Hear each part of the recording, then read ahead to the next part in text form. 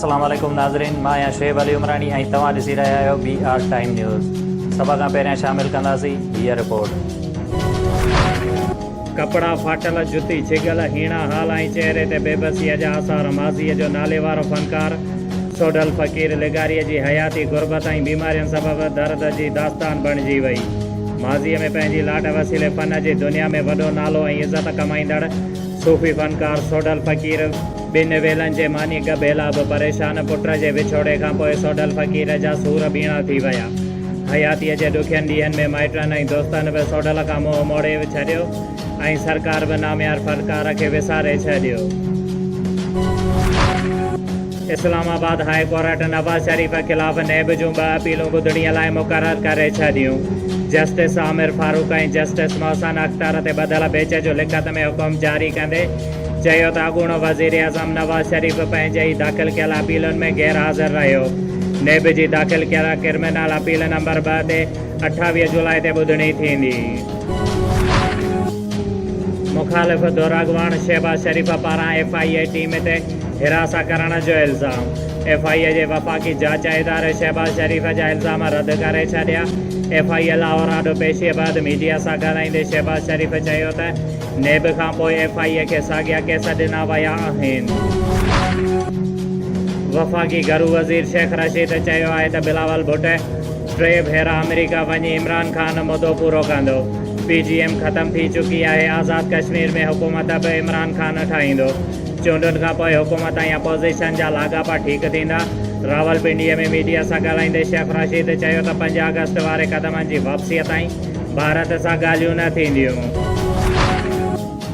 Bilawal Bhutto America रवानगीअ सबबि आसिफ़ा भुट्टो खे मैदान में लाहिण जो फ़ैसिलो करे वरितो।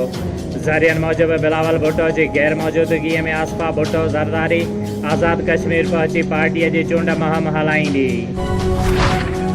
मुमलकती वज़ीर फारूक हबीब चयो आहे त समूरो शरीफ़ कुटुंब रूपोश आहे। कश्मीर बचाइणो हुजे हां त शादीअ में मोदी न अचे हां।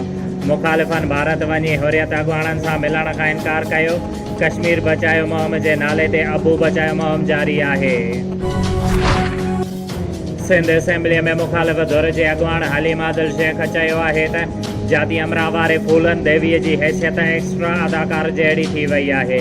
लाड़काणे जी बीवी जुमलनि सां कश्मीर काज़ खे नुक़सानु पहुचाए रहियो आहे। इमरान ख़ान अवाम जो इलेक्टेड ऐं ख़ुदा पारां सिलेक्टेड आहे। कराचीअ जी दहशतगर्द तोड़ अदालत बेरिया टाउन भञ केस में गिरफ़्तार 5 नंढी उमिरि वारनि क़ौम परस्त कारकुननि समेत 6 कारकुननि जी ज़मानत मंज़ूर करे वरिती। अदालत पारां 20-20 हज़ार रुपयनि जा मुचलका जमा कराइण जी हिदायत। दाबेची पंपिंग स्टेशन ते पाइपलाइन फाटी पियो।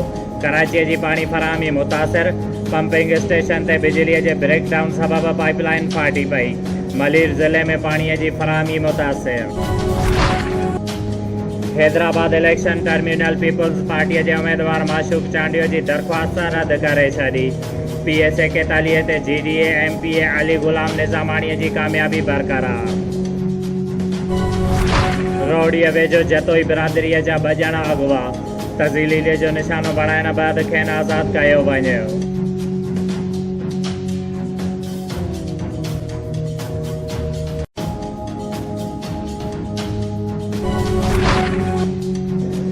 मोरो में 7 महीना अॻु एलिमेंट्री कॉलेज वटि क़तल थियल मुख़्तियार अली सोलंकीअ जे क़त्ल जो फ़ैसिलो डॉक्टर असदुल्ला कलोड़ जे सरपंचीअ में थी गुज़रियो।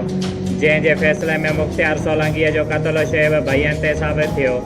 जंहिं ते शुएब भैयन जी धुर ते 30 लख रुपया ॾंढ विधो वियो ऐं भैयन बिरादरीअ जे धुर क़त्ल थियल मुख़्तियार सोलंकीअ जे धुर खां तॾहिं जी माफ़ी बि वठंदा। ॿिन्ही धुरियुनि फ़ैसिलो क़बूल कयो ऐं पाण में खीर खंडु थी विया।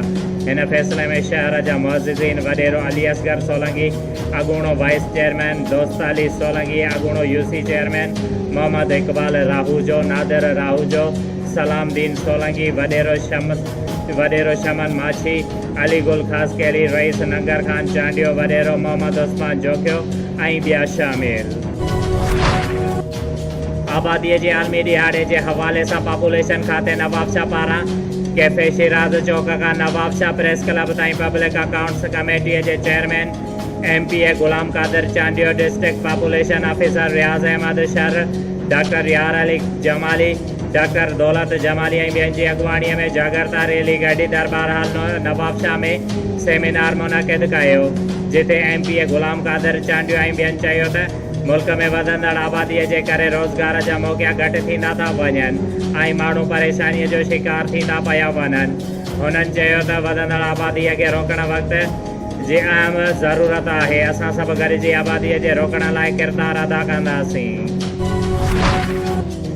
एयरपोर्ट थाने जी हद एयरपोर्ट कॉलोनीअ जी रेवासण 6 ॿारनि जी माउ ज़ैनब गोपांग ज़ाला अब्दुल रशीद लखमीर नवाबशाह प्रेस क्लब पहुची धाईंदे चयो आहे त मूं 16 साल अॻु पंहिंजे उस्ताद अब्दुल रशीद लखमीर सां प्यार जो परिणो कयो हुयो, जंहिंमां मूंखे 6 ॿारनि जो औलाद आहे। हुन चयो त मुंहिंजो मुड़ुसु गुर्दनि जी बीमारीअ सबबु इलाज कराइण लाइ अक्सर कराची वेंदो हुयो त मुंहिंजे मुड़ुस जे सौट जो पुटु तैमूर लखमीर मुंहिंजे मुड़ुस जी गैर मौजूदगीअ में फ़ाइदो वठंदो ज़बरदस्ती मुंहिंजे कमरे में दाख़िल थी मूंसां लॼालट कंदो ऐं 6 महीननि खां मूंखे ब्लैकमेल करे मूंखे जिन्सी ज़्यादती कंदो रहियो।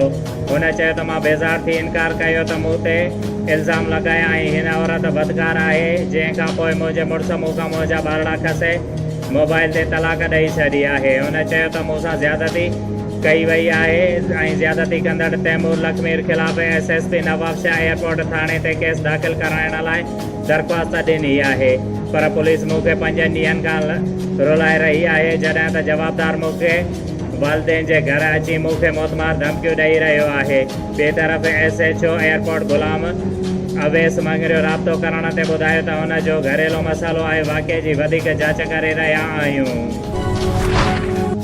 वज़ीर आला सिंध जे हेपाटाइटिस खां पाक सिंध जे प्रोग्राम तहत सूबे वज़ीर सिहत डॉक्टर अज़रा फज़ल पैचूअ जी हिदायतुनि ते अॼु 1 ॾींहं वारी हेपाटाइटिस खां बचाव जी मुफ़्त वैक्सीनेशन कैंप तालके दौड़ जे ॻोठ लियारीअ में लॻाई वई, जंहिंजो इफ़्तिताह डिस्ट्रिक्ट हेल्थ ऑफिसर शहीद Benazirabad doctor Daulat Jamali, district focal person hepatitis control programme doctor Riaz Shah ऐं medical officer Daur doctor Taj Zardari कयो।